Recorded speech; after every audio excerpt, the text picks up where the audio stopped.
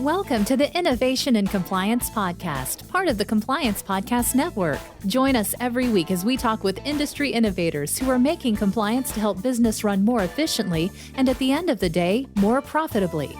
Here's your host, Tom Fox. Hello, everyone. This is Tom Fox, back for our 5-part exploration of Nick Gallo and the 100 Book Challenge. We have selected jointly 5 books we're going to talk about. I picked 2 and Nick picked 3. And we're going to take a little bit of time to visit about each one of those. So, Nick, first of all, welcome back. Thanks for having me. Glad to be here.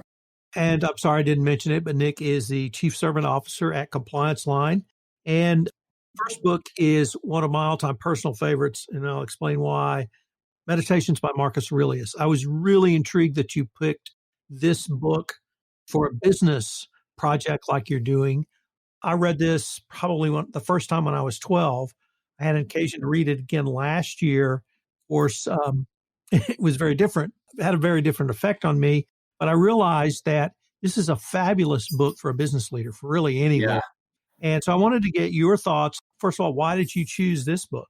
You know, there's all these books that you hear about. There's all these people you hear about, authors and writings and stuff like that. And I just wanted to, again, if I'm reading 100 books in a year, then I should read some of these classics and I should read some of these things that are part of, academia or part of these building blocks of, whatever we live in now.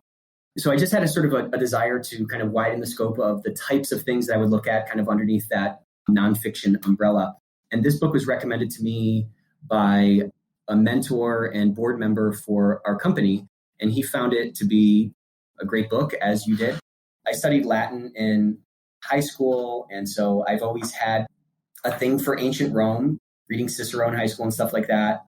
So it kind of felt like it was right up my alley. I was excited to kind of pick the brain of the philosopher king. So I read this book the first time, as I said, when I was 12, and I read it because of Star Trek and Mr. Spock. I was heavily influenced by Mr. Spock. And someone suggested that he was based on Marcus Aurelius and stoicism.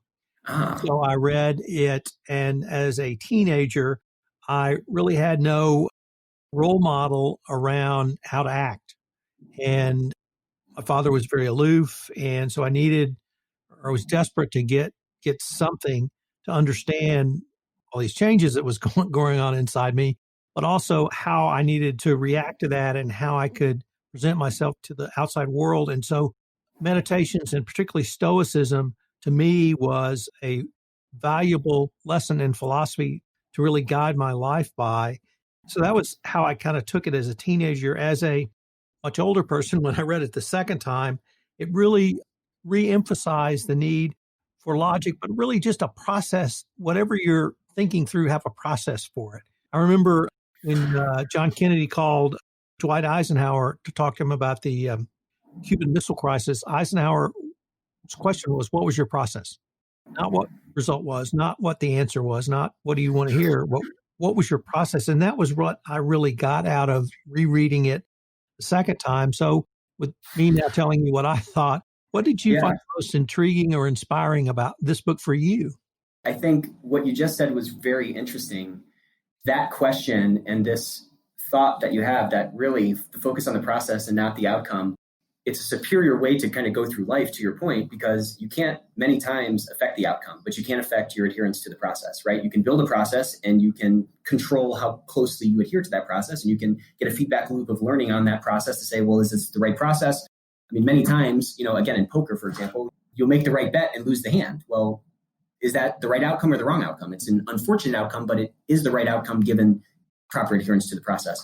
So I love that kind of takeaway. And that's something that I saw in a couple of other things. I think it's very astute. So my main takeaways from this book, I just thought it was kind of interesting, right? The position that this guy was in, he was the last of these 5 good emperors in the 2nd century AD before the bad emperors came and Rome sort of dissolved.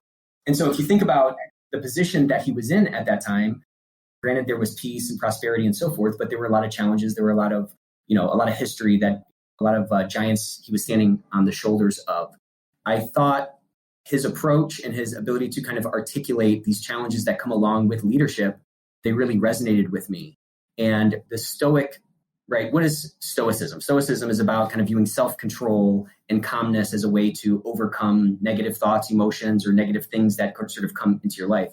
So as he kind of dove into this stoic approach to life, some of the same things kind of resonated with me, Tom. So the theory here, right, with stoicism, please correct me if I'm off base or wrong, but the theory here is that logos makes up everything. Logos is to reason, and it's everywhere. It makes everything up, and it provides the order over the entire earth. So what this book is really about is sort of kind of continually going back to that quote unquote truth that everything is part of a deliberate order. As things go wrong, that's in pursuit of an improved order.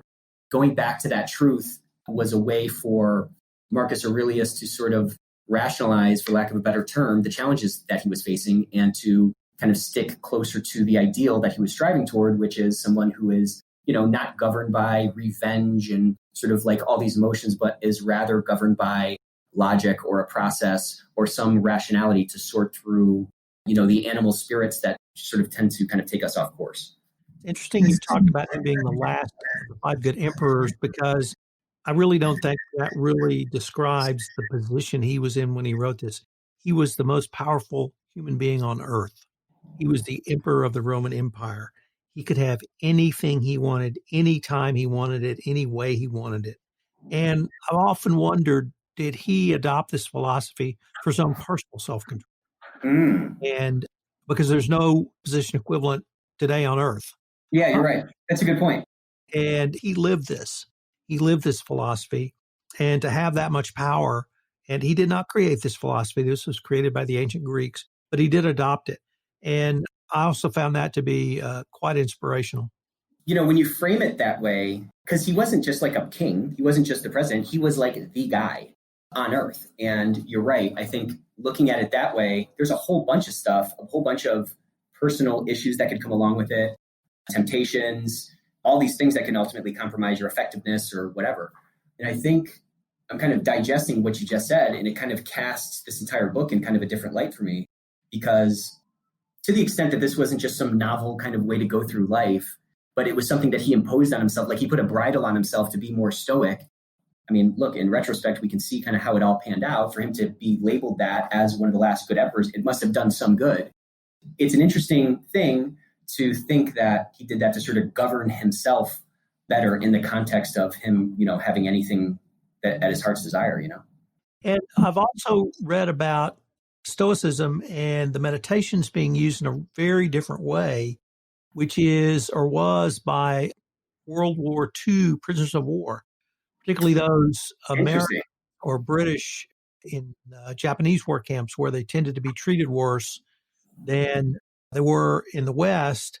But they use that to overcome sort of the desire for revenge or hate or self-pity, and that they felt that they were able to move forward with their lives after having gone through some just horrendous torture and actually forgiving their torturers through the meditations and through Stoicism.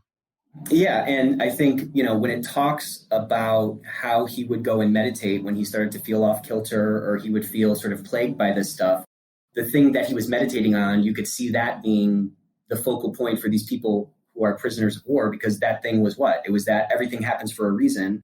All these hardships that I'm going through are, one, part of a greater good, and two, a function of my own view of these events, right? If your house burns down, for example, that could be a terrible thing. That's your perception. Or it could be, wow, I got to get rid of a bunch, I don't have to clean the garage anymore. Now I can cash my insurance check. It's all about that perception.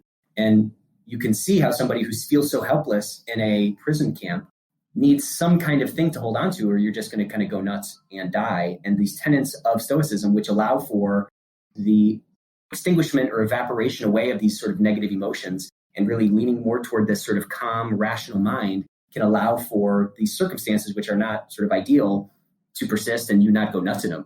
Well, Nick, we're near the end of our time for this episode, but I hope our listeners will join us tomorrow, where we take up another one of my selections, influenced by Robert Cialdini, and I look forward to continuing the conversation. If you want to stay up to date on the latest innovations in compliance and help your business run more efficiently, subscribe to this podcast and help spread the word by leaving a review.